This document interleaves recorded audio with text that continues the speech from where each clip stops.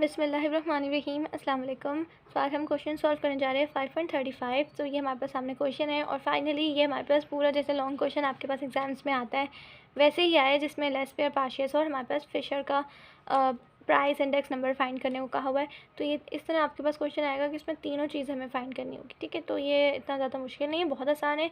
Formulas एक जैसे ही लगते हैं और सबकी कैलकुलेशन एक जैसी होगी और एक ही बार होगी, ठीक है। यानी कि लेस पेयर के लिए अलग करनी है, पार्शियस के लिए अलग करनी है, फिशर के लिए अलग करनी है, ऐसा कुछ भी नहीं है।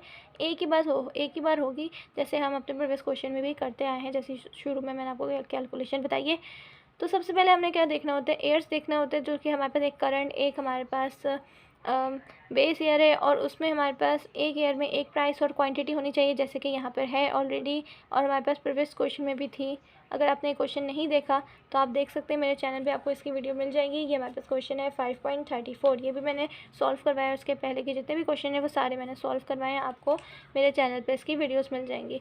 तो आज हम ये वाला क्वेश्चन सॉल्व करने जा रहे हैं। तो बस मैं आपको जल्दी से इसकी कैलकुलेशन शो करवा देती हूँ, क्योंकि बहुत आसान है। उसके बाद बस हमने क्या करना है, इन तीनों के फार्मूलास लगाने हैं और फिर बस क्वेश्चन हमारा सॉल्व हो जाएगा। तो आप चाहें तो इस तरह भी लिख सकते हैं, ये हेडिंग्स ज़रूर डालिएगा। और ये तो वही हमारे पास क्वेश्चन है, ठीक है। तो ये क्वेश्चन और इसके आगे जो कैलकुलेशन होगी वो सारी आपने एक साथ बनानी है। मैं अपने हर क्वेश्चन में यही बात आपको बताती हूँ कि आपने सब एक साथ बनाना है, ठीक है। कैलकुलेशन अगर आप घर में भी अब प्रैक्टिस के तौर पे कर रहे हैं आप कर सकते हैं, बट एग्ज़ाम में सब एक साथ बनेगा। मैंने आपको बुक से एग्जाम्पल भी दिखाया था और आपके पास बुक मौजूद है, तो आप देख सकते हैं अपनी बुक में वो किस तरह से एक साथ सब बने। तो एग्ज़ाम में तो काफ़ी जगह होती है, तो आप सब एक साथ बनाइएगा। सब उसका टोटल वगैरह सब लाइन से उसके जो नीचे आता है टोटल वैसे ही लिखिएगा और एक साथ सब बनाइएगा। बट अभी मेरे पास देखें जगह नहीं होती, तो इसलिए मैं कुछ यहाँ पे भी दिखाती हूँ और अभी इसके आगे जो कैलकुलेशन है वो आपको मैं नेक्स्ट पेज पे दिखाऊंगी। तो ये तो हमारे पास सिर्फ क्वेश्चन है, जो कि मैंने बस थोड़ी हेडिंग से लिखा है। ये सिर्फ हेडिंग मैंने ऐड की है, जो कि आगे जो हमारे पास वो हेडिंग्स होती है उसके लिए ये बहुत काम आती है, क्योंकि फिर हम इस हेडिंग को देख के कैलकुलेशन कर सकते हैं। तो ऐसे करना है फिर आपने। और अगर आप सिर्फ अभी सॉल्व कर रहे हैं तो आपको ये बनाने की ज़रूरत नहीं है, हम डायरेक्ट वो कर सकते हैं। बट एग्ज़ाम में सब एक साथ बनेगा, बार बार कहती हूँ मैं। और सब कुछ आपने ज़रूर करना है, ये नहीं कि आप सोचेंगे तो क्वेश्चन ही है, दोबारा उतारने की क्या ज़रूरत है। ये भी आपने बनाना है और उसके साथ इसके जो आगे अभी मैं कैलकुलेशन शो कर रही हूँ वो भी बनाना है याद से। तो ये हमारे पास इसके आगे कैलकुलेशन आएगी, इस तरह इसकी हेडिंग्स डलेगी, जैसे मैंने हर वीडियो में बताया आपको ये किस तरह से डलेगी। ये आपको मैंने एक कोड बताया था अपनी एक वीडियो में, उसकी मदद से आप इसको अच्छे से याद रख सकते हैं। और इसकी फिर इस तरह से कैलकुलेशन आ जाएंगी, ठीक है। बताया किस तरह से इसकी मदद से इसकी हम कैलकुलेशन करेंगे और फिर इसका आपने टोटल लेना है, ठीक है। टोटल आप चाहें तो यहाँ पे लिख सकते हैं, बट मैं एक लाइन छोड़ के लिखती हूँ कि आपको कन्फ्यूजन ना हो कि इसके साथ ही ये तो नहीं है। तो इसका आपने टोटल ले लेना है। उसके बाद बस 3 फार्मूला अप्लाई होंगे, लेस पेयर पार्शियस और फिशर के। उसके बाद हमारे पास इसका आंसर आ जाएगा। तो ये हमारे पास लेस पेयर का आ जाता है फार्मूला इंडेक्स नंबर निकालने के लिए, ठीक है। इसके अकॉर्डिंग वैल्यू मैंने पुट कर दी है। जो हमारे पास 4 वैल्यूज़ होती हैं उसमें से हमने सबसे पहले सेकंड वाली लेनी होती है, फिर फर्स्ट वाली लेनी होती है, राइट। नहीं समझ आ रहा तो आपने बस ये साइन देख लें, जो कि P1 और ये Q0 है। या आप हेडिंग्स में देखें जो आपने सबसे पहले टॉप पे डाली है 4, उसमें जो है उसके नीचे जो टोटल है वो ले लें, ठीक है। और ये सम का साइन होता है, याद रहे। और ये ज़रूर आपने डालना है यहाँ पर, क्या कि ये शो करेगा ये हमने इसका टोटल लिया है, ठीक है। ये फार्मूला आप अच्छे से देखें और ये यही एग्जैक्ट ऐसे ही फार्मूला लिखा करें। इसके आगे हमारे पास सबसे क्या करना है, सबसे पहले तो टोटल ले लिया हमने, ठीक है, दोनों का ऊपर नीचे से जो वैल्यू आ गई। उसके बाद इसको करना है डिवाइड। तो ये देखें आ जाता है हमारे पास। जब डिवाइड करेंगे तो क्या आंसर आएगा, 2.54 मैं ले लेती हूँ, फिर मल्टीप्लाई बाय 100। मल्टीप्लाई करेंगे तो पूरी वैल्यू से मल्टीप्लाई करें, याद रहे। तो यह आंसर आ रहा है लेस पेयर का 254.16 से 17 भी कर सकते हैं आप, ठीक है। ये तो आगे हमारे पास लेस पेयर। अब बारी है हमारे पास इसके पार्शियस और फिर फिशर आइडियल इंडेक्स नंबर निकालना है, राइट। तो ये हमारे पास पार्शियस का आ जाता है फॉर्मूला। इसके अकॉर्डिंग भी मैंने वैल्यू पुट कर दी है। सबसे पहले डिवाइड करेंगे तो ये वैल्यू आ रही है हमारे पास 2.50। मल्टीप्लाई कर देंगे इसको 100 से। काफ़ी बड़ी वैल्यू है तो मैंने सिर्फ 2 वैल्यू ली है, आप चाहें तो 1 भी ले सकते हैं, 3 भी ले सकते हैं, राइट, जैसे मैंने बताया आपको पहले भी। अब जब मल्टीप्लाई करेंगे इसको 100 से तो कोशिश करें पूरी वैल्यू से करें, क्या क्या आपका आंसर भी पूरा आए, वरना फिर पॉइंट से पहले आपके पास फिर आंसर आएगा। पॉइंट के बाद नहीं पता चल सकेगा आपको कि कितनी वैल्यू है। जैसे कि भैया 250.58 है, राइट। तो आप 5 9 भी कर सकते हैं इसको, क्योंकि बराबर में 8 है जो कि हमारे पास 5 से बड़ा है। अब हमारे पास लास्ट रह गया है फिशर। फिशर में क्या होता है, लेस पेयर और पार्शियस दोनों होते हैं। तो अभी हमारे पास देखिए लेस पेयर है और ये पार्शियस है, इसका हमारे पास इसको डिवाइड करके हमारे पास ये आंसर बना है।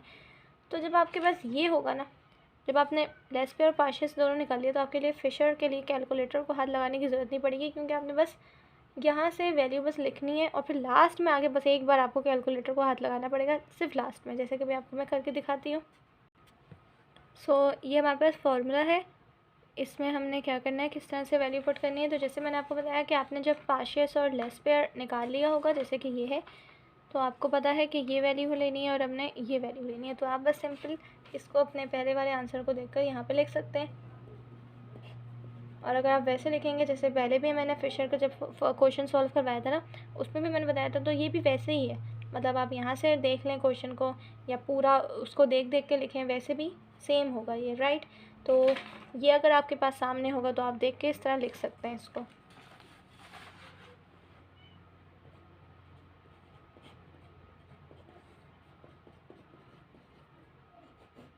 ये इस तरह से तो आ जाएगा। आगे हमने क्या करना है, जो इसका आंसर निकला है, इसको जब डिवाइड किया था हमने तो इसका आया था 2.54। मल्टीप्लाई करेंगे इसको, जब हमने इसको डिवाइड किया था पार्शियस में आया था 2.50, इससे और फिर रूट लग जाएगा मल्टीप्लाई बाय 100। और ये हमारे पास अब क्या करना है, हमने सिर्फ मल्टीप्लाई करना है, ठीक है। सिर्फ मल्टीप्लाई करना है। मल्टीप्लाई वही मैं कहती हूँ, जब आप पूरा जो आंसर आता है उससे जो मल्टीप्लाई करें तो आपके पास पूरा आंसर आएगा लास्ट में भी, वरना फिर पॉइंट से ना, मतलब पहले वीडियो आपके पास वो आ जाएगा, आंसर आएगा सिर्फ पहले पॉइंट से पहले आपकी वैल्यू कवर हो जाएगी, लेकिन पॉइंट के बाद आपको नहीं पता चल सकेगा कि आपके पास क्या आंसर आया था, ठीक है। तो जैसे ये था, इतना ही पॉइंट से पहले आ जाएगा अगर आपने सिर्फ इतनी वैल्यू को लेके चलेंगे। तो कोशिश करें कि पूरी वैल्यू से मल्टीप्लाई करें, या पूरी से नहीं हो पाता तो ज़्यादा से ज़्यादा 2 से 3 और वैल्यू ले लें।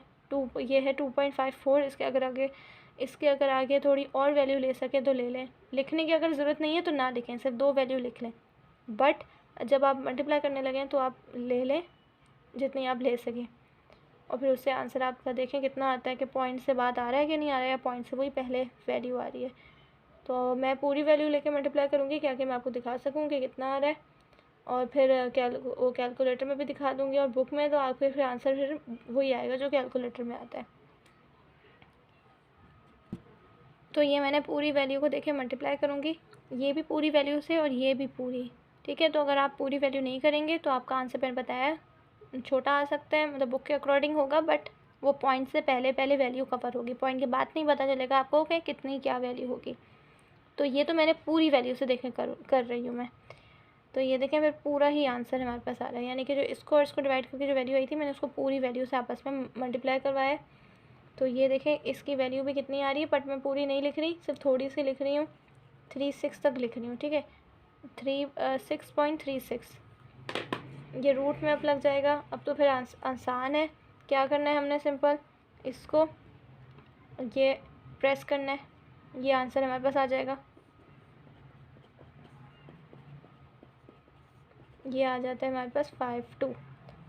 तो ये 2.52 मैंने लिखा है, आप चाहें तो पूरा लिख सकते हैं या 3716 भी लिख सकते हैं, बट मतलब सिंपल करें, ज़्यादा से ज़्यादा 2 से 3 वैल्यू ले लें, ज़्यादा नहीं लिखें, मतलब फिर ज़्यादा आपका फिर क्वेश्चन है बड़ा लगेगा। तो इस तरह करें कि मतलब अच्छा लगे आपका, प्रेजेंटेशन वाइज अच्छा क्वेश्चन जाए आपका, ठीक है।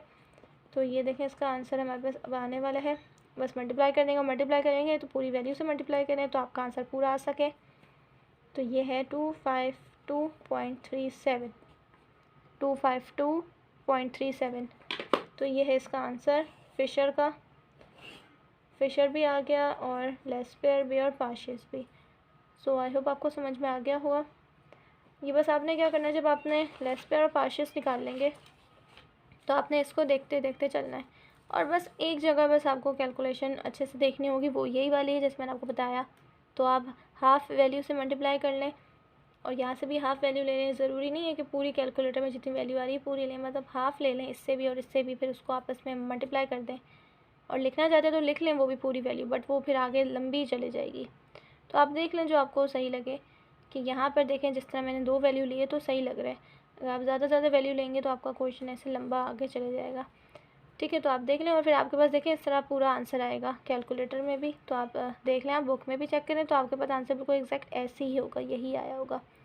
बुक वाले आंसर बिल्कुल इस तरह आएंगे जो अगर आप इस तरह से पूरी कैलकुलेशन करेंगे।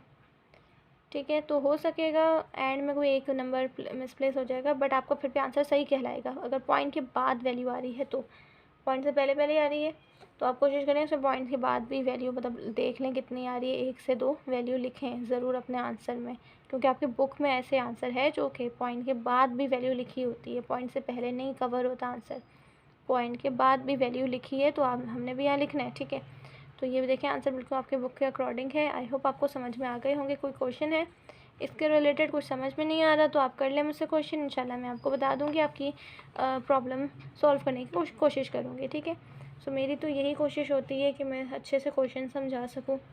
अगर फिर भी कुछ समझ में नहीं आया आपको तो आप मुझसे सवाल कर सकते हैं। और आज के लिए फिर इतना ही। आगे क्वेश्चन मेरी कोशिश है मैं जल्दी जल्दी कवर करवाऊँ। सो अभी नेक्स्ट वीडियो में फिर मिलते हैं, तब तक के लिए अल्लाह हाफ़िज़।